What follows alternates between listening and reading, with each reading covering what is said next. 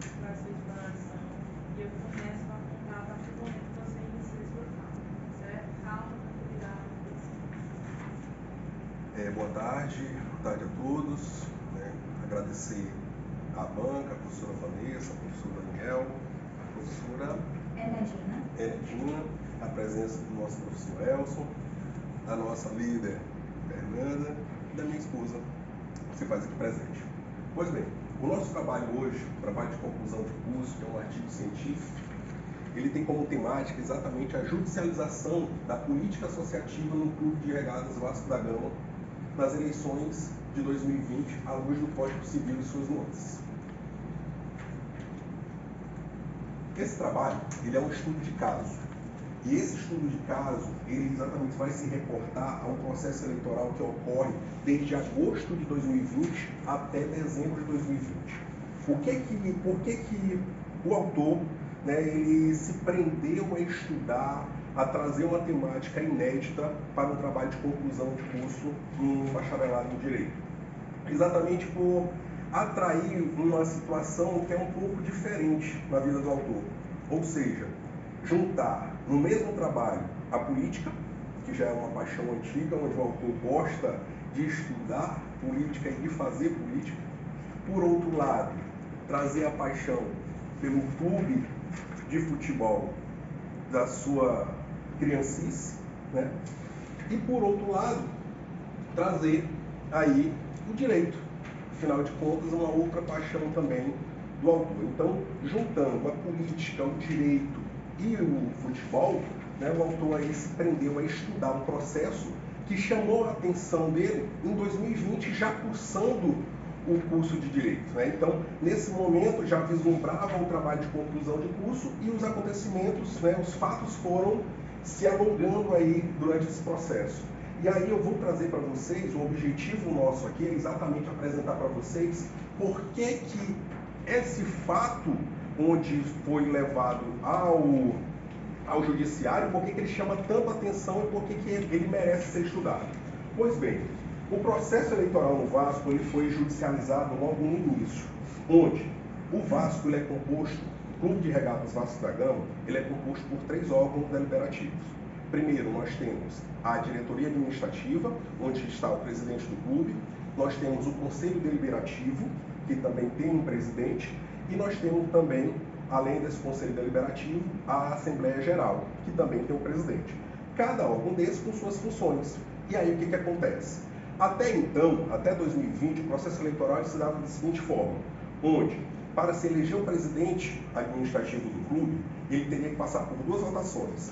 Os associados votavam, elegia um representante, o candidato, mas esse candidato precisava ser ratificado pelo Conselho Deliberativo. Historicamente, o candidato que vencia nas eleições associativas, ele era levado ao alçada a ser presidente administrativo. Porém, nas últimas eleições, a anterior de 2020, ou seja, de 2017, chamou a atenção. O candidato que ganhou as eleições, que foi um candidato chamado Júlio Branco, não levou. Quem levou foi exatamente Alexandre Campelo, que era o seu aliado político até então. Mas romperam após as eleições associativas. Quando foi para o Conselho Deliberativo, ele se apresentou como candidato e venceu as eleições. Daí criou todo um embrólio político. E aí leva exatamente ao fato de 2020, em 29 de agosto de 2020, nós temos a primeira liminar, suspendendo a Assembleia Geral Extraordinária. O que era essa Assembleia Geral Extraordinária que deveria ocorrer no dia 30 de agosto? É exatamente uma Assembleia que iria definir os rumos do clube a partir de então. Ou seja, eleições diretas para presidente. Quando chega 29 de agosto de 2020, nós vamos observar o seguinte, que a Assembleia, o TJ do Rio de Janeiro suspende os efeitos da AGE. Só que tem um porém. Eu vou explicar lá, quando eu passar a narrar exatamente os equívocos jurídicos que nós vamos ter nesse processo, eu vou mostrar para vocês que essa liminar não poderia ser expedida. E aí, o que acontece? Nós temos aí, logo em seguida, a Assembleia Geral, que estava programada, ela ocorre, a liminar não suspendeu a realização da Assembleia Geral, ela suspendeu somente os efeitos, ficou sub júdice, tá? E aí, logo em seguida, nós vamos ter o seguinte, olha só, Isso é o primeiro fato que nós vamos estudar hoje. O segundo fato, ele começa exatamente aqui, em 5 de setembro de 2020. O presidente da Assembleia Geral era esse senhor Pinheiro, apelidado como Mussa. É o Faues Xerém Jassos, mais conhecido como Faues Mussa. Esse Mussa, ele comunica, ele faz um comunicado oficial no site do clube, em que as eleições no Vasco da Gama, elas iriam ocorrer em 7 de novembro de 2020. Até então, tudo normal, é responsabilidade do presidente da Assembleia Geral em realmente lançar o comunicado e responsabilidade dele também em lançar o edital da eleição. Porém, ele não fez. E aí, o imbróglio jurídico vai surgir. Por quê? Porque o Estatuto do Clube, ele já prevê que na ausência do edital expedido pelo presidente da Assembleia Geral, quem deve expedir? O presidente do administrativo, o presidente Alexandre Campelo. E assim, na ausência do edital, Alexandre Campelo acabou expedindo o edital. E aí nós vamos ver, gerando um outro problema. Em 28 de outubro, certo? Mussa propõe um pedido de tutela antecipada de urgência, visando agora que o pleito eleitoral que foi lançado efetivamente o edital por Alexandre Campelo, ele acaba sendo agora simplesmente, que era lançado presencialmente para 7 de novembro, ele pede que esse pleito eleitoral seja através de eleições online. Mais um problema. O Estatuto do Clube não prevê eleições online. E aí eu vou explicar para vocês com o decorrer da apresentação. Logo em seguida, nós vamos ter o seguinte. Em 3 de novembro, esse pedido do Mussa, ele é acatado. E aí o que acontece? Em 3 de novembro, nós vamos ter um pedido do Mussa acatado, onde não é mais uma eleição para o dia 7 online, e sim para o dia 14 online. Como assim? Outro problema jurídico, onde nós vamos observar que o pedido do Mussa, ele foi modificado na sua petição inicial após uma contestação, que é vedado pelo CPC, tá? Vou explicar mais lá na frente. E aí o que acontece? Em 6 de novembro, o TJ do Rio, no caso, o desembargador Camilo Guglielmi, ele derruba essa liminar do Mussa, do dia 3, e volta as eleições para o dia 7 de forma presencial. E aí, logo em seguida, nós vamos ter o seguinte, no dia da eleição, aí é o problema maior do processo eleitoral do Vasco.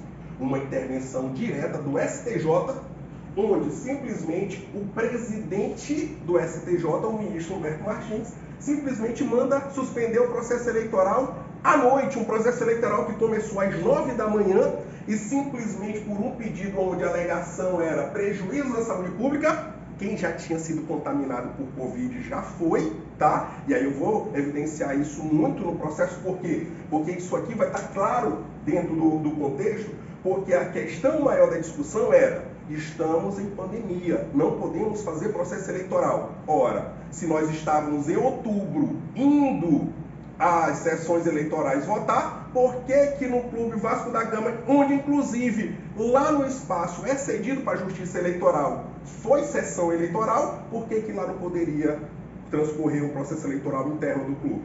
E aí o que vai acontecer? Em 14 de novembro, ocorre, por conta dessa decisão equivocada aqui do STJ, nós vamos ter que, obedecendo essa liminar do Mussa, vai ocorrer as eleições online, que foi ao pedido anterior do Mussa. Ou seja, novo pleito agora de forma online. Sendo que o interessante é, nesse primeiro pleito, nós tivemos 5 candidatos aqui, dia 7. No segundo pleito, nós só vamos ter 2 candidatos.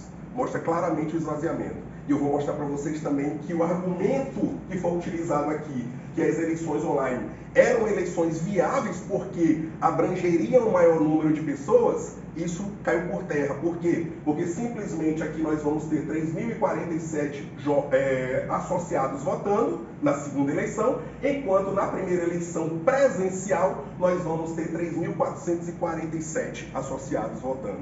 Então mostra que claramente não era impeditivo a pandemia para que o associado fosse votar.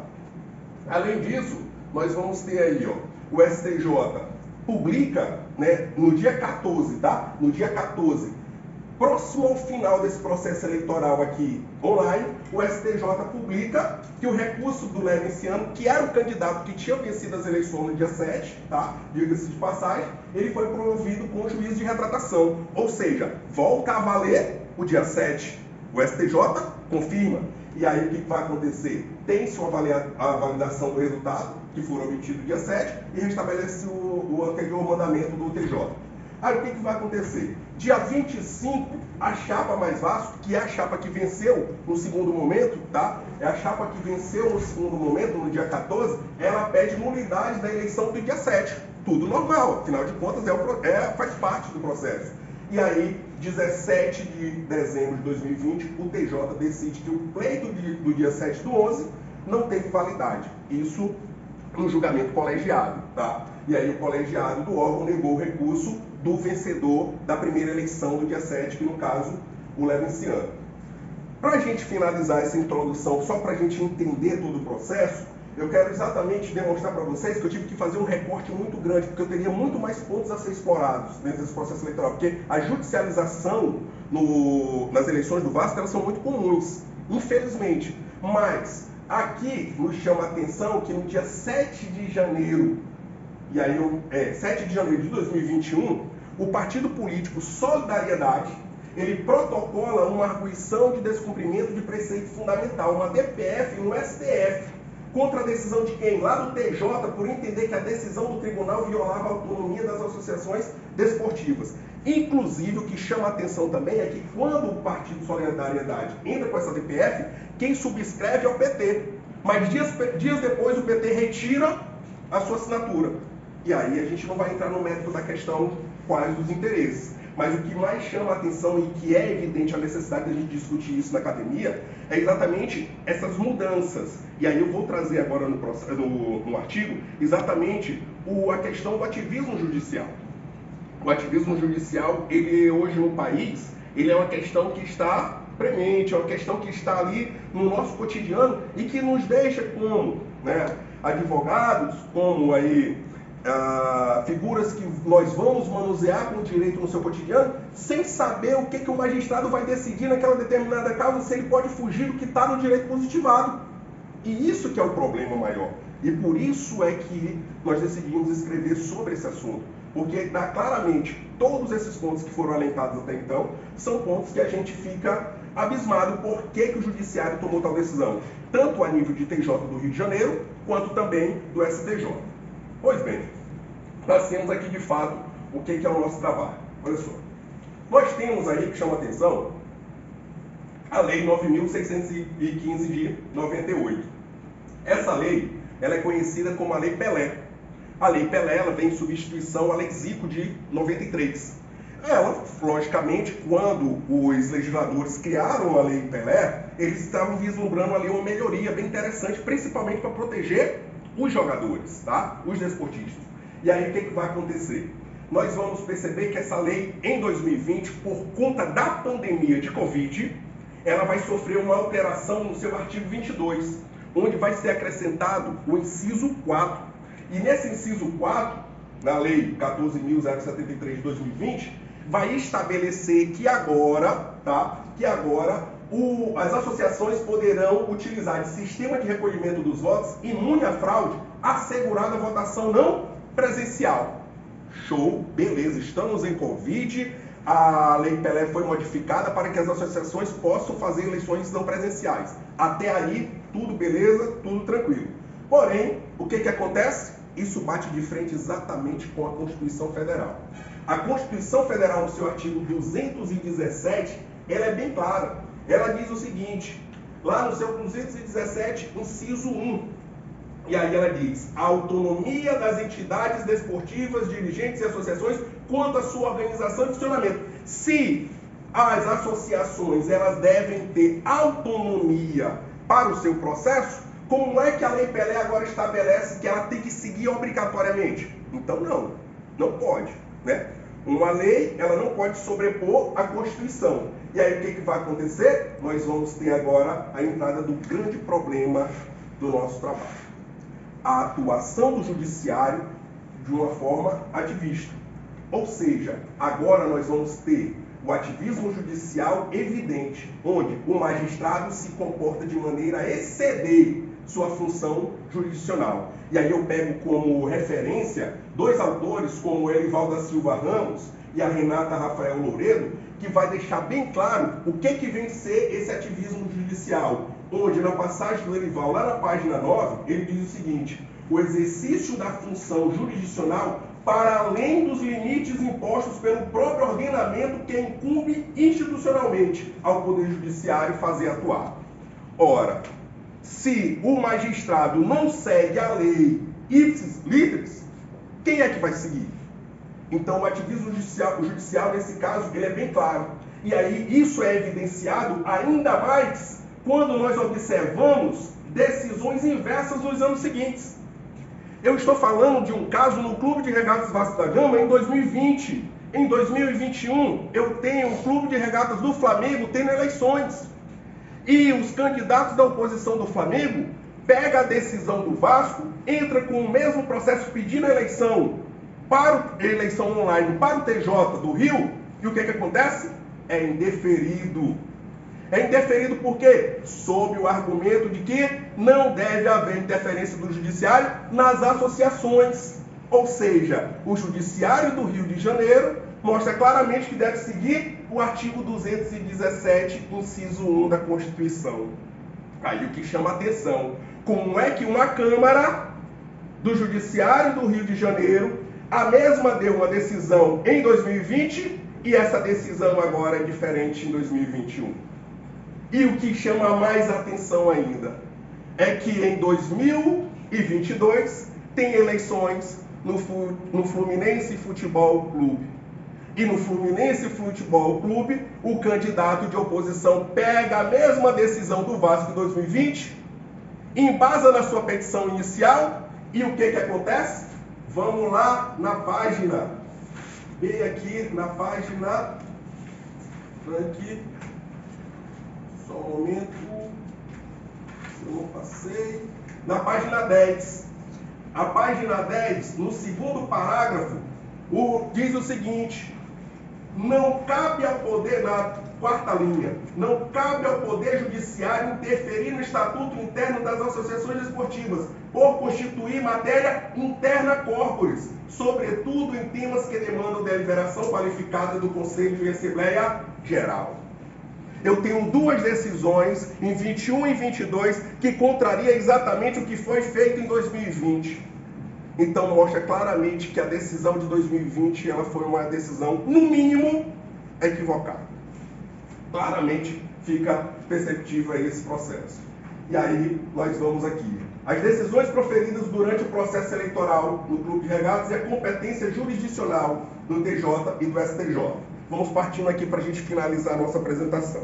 Pois bem, aqui, volto a falar para vocês, em agosto de 2020, nós temos aquela decisão, né, do plantão judiciário, tá? A decisão que suspendia a Assembleia Geral Extraordinária, os seus efeitos da Assembleia Geral, que era aquela decisão, né, onde a Assembleia Geral ia decidir se ia ter eleições diretas no Vasco, simplesmente agora ela foi, lançada quando? Em 29 de agosto. Sabe que dia 29 de agosto? É um sábado. No sábado, então, nós temos um plantão judiciário. No plantão judiciário, não é matéria para ser apreciada. Tudo começa aí. Está sendo analisado no plantão judiciário algo que não poderia ser apreciado. E aí, está bem claro na decisão do na resolução do CNJ, número 71 de 2009, lá na nossa página 20, na nossa página 11. Em seguida, nós vamos ter o seguinte, aí nós vamos passar para o segundo momento. Eu falava para vocês no início da explanação que o senhor Mussa, que é o presidente da Assembleia Geral, ele deveria ter lançado o edital. Ele só fez o comunicado, ele não lançou o edital. E ele, contrariado porque ele não tinha lançado o edital, e sim quem lançou foi o presidente Alexandre Campelo, o que foi que ele fez? Pedidos agora de Faués Mussa, contrariando o CPC em seu artigo 329.2. O que eu quero dizer com isso? Que o Mussa, nesse momento, ele entra com uma petição inicial, pedindo a eleição para o dia 7 de forma online. Assim que essa petição inicial ela foi contestada, o que acontece? O MUSA faz um adendo a essa petição inicial. E agora mudando, não mais uma eleição online, mas para o dia 14, online. E aí nós contrariamos o quê? O CPC, em seu artigo 329, inciso 2. O pior de tudo é que a juíza, ela simplesmente não observou essa questão, tá? Não observou o artigo 329. Com isso, nós vamos ter aí uma decisão agravada, né? Uma decisão agravada onde ela foi dada pelo desembargador Camilo Rumieri, que ele suspende a liminar, essa do MUSA, e retorna a eleição para o dia 7 de novembro. E estabelece agora a eleição na modalidade presencial, tá? Na modalidade presencial de votação. Então, dia 7 ela deve ocorrer normalmente as eleições.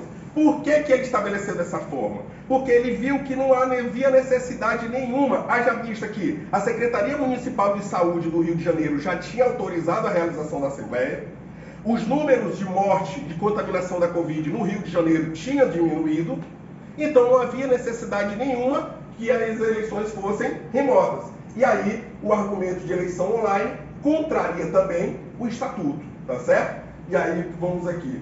Olha só. Nós vamos ter agora, nesse momento, né, uma decisão do MUSA. Afinal de contas, o MUSA, como presidente da Assembleia Geral, ele não queria que as eleições ocorressem dia 7.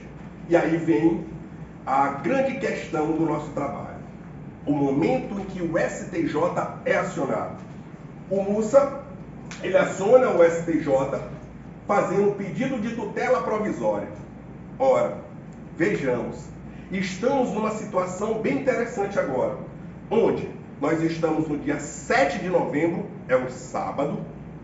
O STJ, nós tínhamos acabado de saber pelas redes sociais, pela televisão, por todos os meios de comunicação, que o sistema do STJ estava desativado por conta de quê? De um ataque hacker. O próprio presidente do STJ, o ministro Humberto Martins, já tinha mostrado que, nesse momento, o sistema só voltaria dia 9, na segunda-feira, a funcionar, mas é como eu disse no próprio trabalho, isso não inviabiliza, por quê? Porque pode ser acionado de uma outra maneira, presencialmente, beleza? Mas o que nos chama a atenção é exatamente o ministro-presidente do STJ, Humberto Martins, não observar a sua competência. A sua competência numa tutela provisória, não cabe um pedido de tutela provisória num plantão judiciário. E aí o que acontece? Ele simplesmente não observa a Constituição no seu artigo 105. Ele não observa a Instrução Normativa número 6. Ele não observa o artigo 1008 do CPC. O que o ministro estava fazendo em pleno sábado? Que ele não observou isso. E aí o que acontece? O STJ não tinha competência jurisdicional no momento em que a tutela foi solicitada. Então a tutela nem poderia ser viabilizada. Mas infelizmente foi. E aí resta ao candidato da oposição, o Levinciano, simplesmente interpor um agravo. E esse agravo foi exatamente analisado pelo ministro relator Ricardo Vilas Boas Cueva, que reconhece a incompetência do STJ e dá provimento ao recurso com juízo de retratação. Só que, como eu falei no início, o juízo de retratação só sai no dia 14, às vésperas do resultado da segunda eleição, com 2 candidatos. E aí o que vai acontecer? Nulidade da eleição ela é pedida pelo candidato que venceu a segunda eleição, o Jorge Salgado, que venceu no dia 14. E aí simplesmente ele pede a nulidade da eleição na ação de convocação da eleição do presidente Alexandre Campelo, lá na outra ação que já estava correndo. E aí o que vai acontecer? O TJ do Rio de Janeiro, em 17 de dezembro, numa decisão colegiada, nega o recurso de Levinciano e valida a eleição do dia 14 do 11. Nesse momento, o Levinciano simplesmente viu que ele poderia fazer todo e qualquer movimento no judiciário, mas não ia servir de nada. Desistiu. Afinal de contas, faz-se todo o processo regularmente, mas as decisões são todas contrárias à lei, não contrárias a quem está pleiteando. E aí, para a gente finalizar, eu gostaria exatamente que a gente pudesse fazer uma avaliação, né, uma análise. Seria válido indagar a autonomia administrativa organizacional, por qual motivo houve tanta intervenção no Poder Judiciário na associação? É estranho. É estranho nós observarmos essa intervenção direta aqui, tá? Outro ponto, o ativismo judicial. O magistrado, tanto de primeiro grau quanto de segundo grau, ele simplesmente toma decisões equivocadas, contrariando tudo que se tem na lei. E aí, vamos exatamente no que a Louredo fala. E por último, nós observamos o seguinte: os equívocos das decisões judiciais contraria totalmente a vontade do sócio. E aí eu volto a ressaltar: uma eleição presencial em que se argumentava que a Covid era impeditivo para que os sócios fossem, ela teve a participação de mais de 3.400 sócios. E numa eleição que se foi colocada eleição remota, só teve participação de um pouco mais de 3.000 sócios. Então isso mostra claramente que o impeditivo não era a Covid. Isso mostra claramente a intervenção judiciária de uma forma equivocada no processo eleitoral que deveria ser autônomo e independente, mas que infelizmente sofre em demasia intervenção judiciária e que os resultados das eleições acabam sendo invertidas da vontade do sócio votante. Nesse momento eu me coloco à banca, né, para que a banca possa fazer as suas intervenções, possa fazer suas ponderações. Agradeço demais a atenção de cada um de vocês, a participação do meu nobre amigo Guilherme Abraão, a participação do meu nobre amigo Celgiano Ferreira, a participação da minha esposa, da minha nobre amiga líder Fernanda Pinheiro, ao meu professor Daniel, ao qual tenho uma grande estima, um grande apreço, meu coordenador de curso e um dos primeiros professores nossos, assim como também a minha orientadora, a professora Vanessa Sampaio, que ela sabe o grande carinho, não só meu, mas toda a turma, por ela, a professora Enedina, que chegou na casa nesse momento, a gente tem o prazer e a satisfação de acolhê-la, e ao nosso professor Elson Rego, pela paciência de estar aturando a nossa turma, ainda nessa reta final, né, de nos encontrarmos todos os dias à noite, por missão dada pelo professor Daniel. Então, professor, agradeço a cada um de vocês, aos colegas, tá? E assim finalizo a minha apresentação. Muito obrigado.